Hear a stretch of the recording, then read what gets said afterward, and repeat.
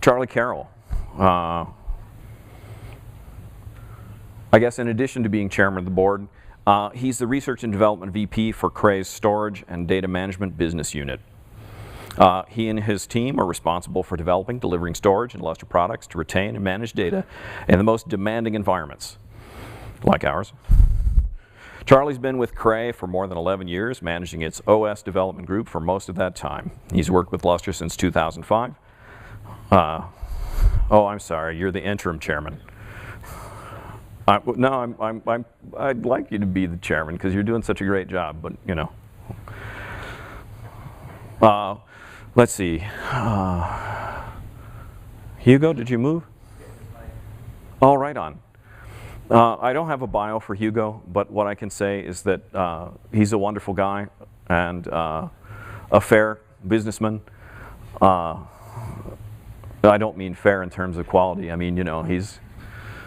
Yeah, that was wrong. Hugo, I'm sorry. He's a terrific businessman with a fair mind. Even though he was once a lawyer.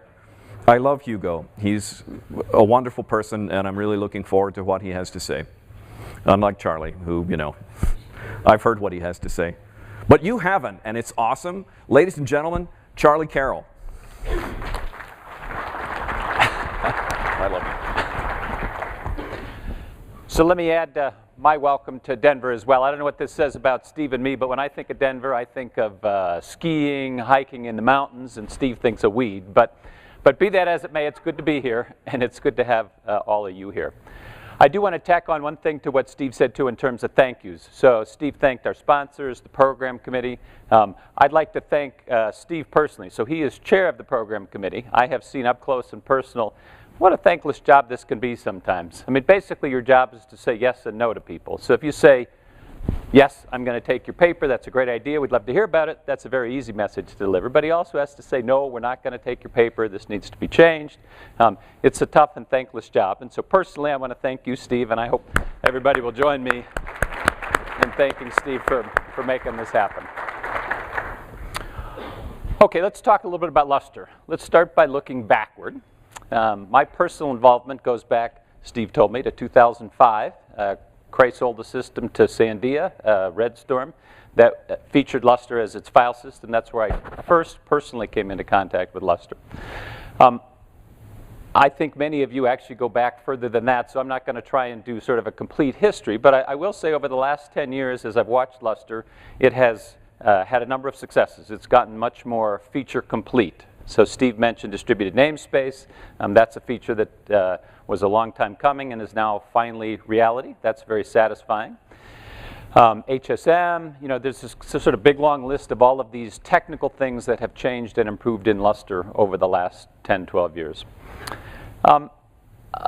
You know, there's kind of a metaphor, that's sort of how my brain works around kids. And file systems, or any piece of software, sort of has a maturity to it. And seeing Lustre in the early days when it was a toddler and couldn't really stand up and walk straight was a lot of work, but it's very gratifying to see over the last 10 years how the toddler has grown up and become well,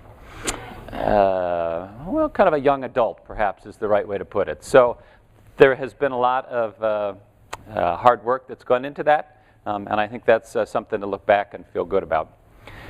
Sort of at my vantage point with Cray, we're starting to see more success with Lustre in commercial environments. So that's a pleasant change. That's a nice sign. That's a sign of the maturity that Lustre is going through. To see it perform in environments that are a little bit different than what it's used to, a little bit more demanding in a number of ways, and so that's very gratifying to see. And maybe most of all, through the last 10, 12 years, Lustre has stayed together. It's stayed open.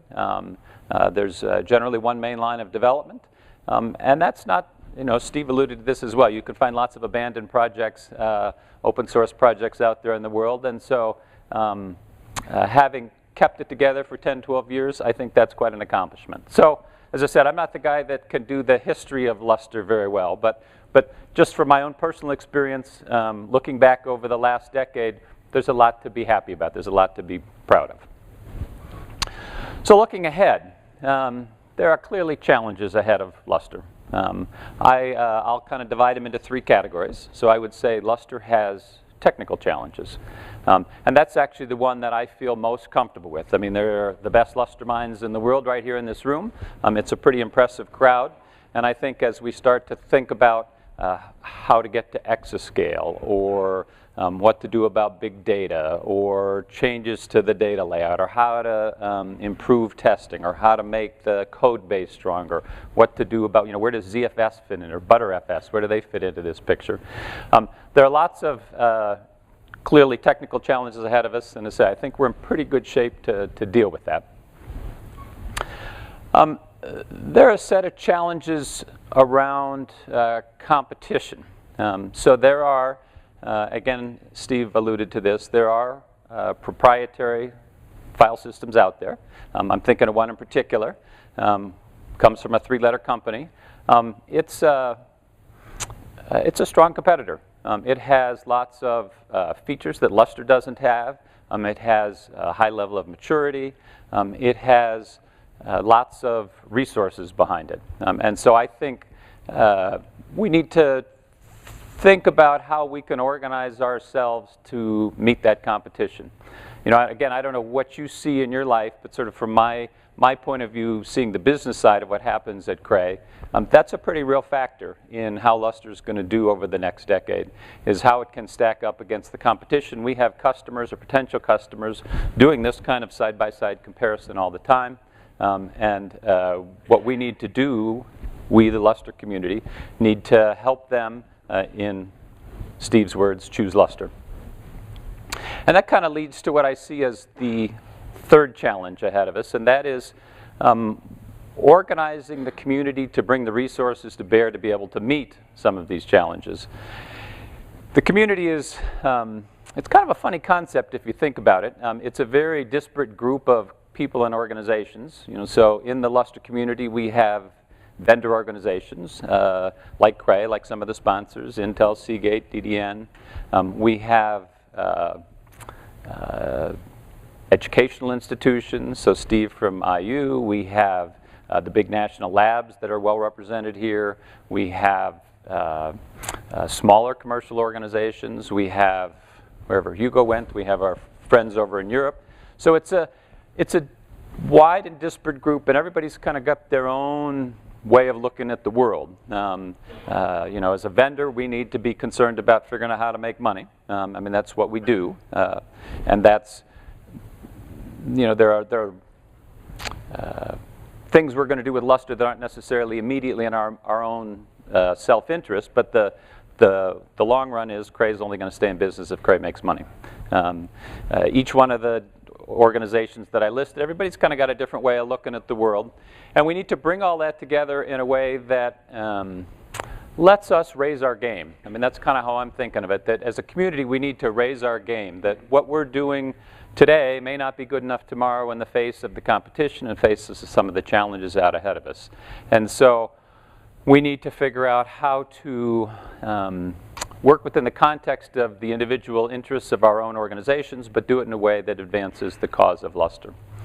Another way to put it is you might say, and in fact I would say, Lustre is at an inflection point.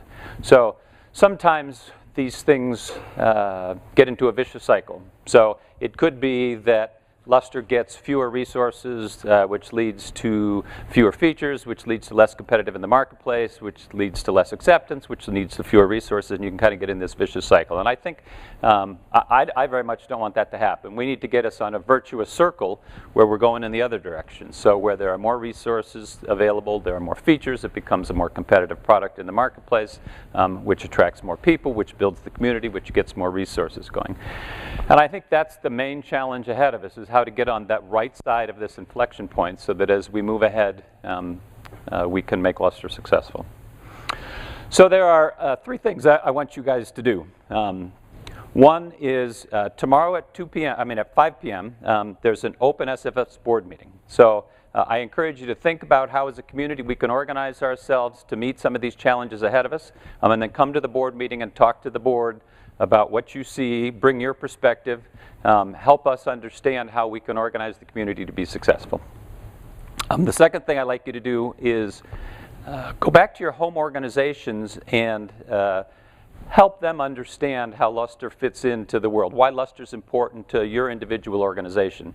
I understand that to some extent I'm here preaching to the choir. I mean, you guys are obviously very involved in Lustre. You bought airplane tickets, you flew to Denver, you're going to spend 3 days out of a busy schedule to talk about Lustre. But you need to help spread that word inside your organization so everybody understands the importance of getting on the right side, getting into that virtuous circle. And then the third thing I'd like you to do is pay attention to the human element. So we have great tools these days for staying in touch, for communicating without meeting face-to-face. This is how companies are run, you know, so I manage a team that's kind of spread all over the country, and we do it with lots of interesting technology. But there's really nothing like face-to-face communication. So I encourage you to take the next 2, 3, 4 days to meet people that you've only talked to over the phone, to spend time at lunch, maybe with a little different group, you know. So in fact, all the Cray people out there, stop hanging out with each other at breakfast, go meet people. Build these human connections that are how a sense of community that's a little bit deeper than exchanging a bunch of emails. I think that's very important, and so I'd encourage you to build these human connections while you're here for the next 3 days. So we're going to have a great time. It's going to be a fun conference.